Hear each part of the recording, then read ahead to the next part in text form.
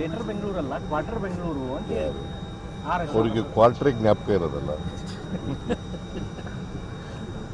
ಅವ್ರಿಗೆ ಗ್ರೇಟರ್ ಬೆಂಗಳೂರು ಅಂದ್ರೆ ಗೊತ್ತಿಲ್ಲ, ಕ್ವಾರ್ಟರ್ ಮಾತ್ರ ಗೊತ್ತಿರೋದು ಅವ್ರಿಗೆ.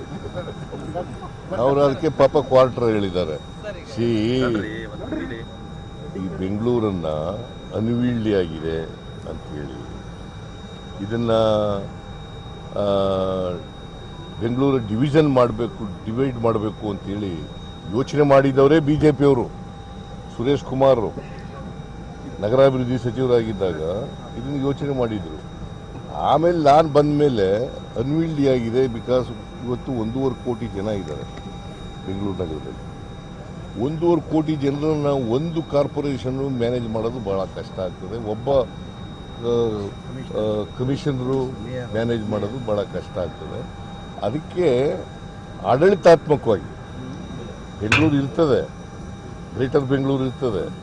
ಆಡಳಿತಾತ್ಮಕವಾಗಿ 3 ಅಥವಾ ಅದಕ್ಕಿಂತ ಹೆಚ್ಚು ಕಾರ್ಪೊರೇಷನ್ಗಳನ್ನ ಮಾಡಬೇಕು ಅಂತೇಳಿ ನಾನು ಹಿಂದೆ ಇದ್ದಾಗಲೇ BS ಪಾಟೀಲು, ಸಿದ್ದಯ್ಯ ಅವರ ಅಧ್ಯಕ್ಷತೆಯಲ್ಲಿ ಸಮಿತಿಯನ್ನು ಮಾಡಿದ್ದೆ. ನಾನು ಹಿಂದೆ ಮುಖ್ಯಮಂತ್ರಿ ಆಗಿರುವಾಗ ಗೊತ್ತಾಯ್ತಾ. ಈ ಸಾರಿ ಮತ್ತೆ ಅಧಿಕಾರಕ್ಕೆ ಬಂದ ಮೇಲೆ ಅದನ್ನು ಮುಂದುವರಿಸಿದ್ದೆ.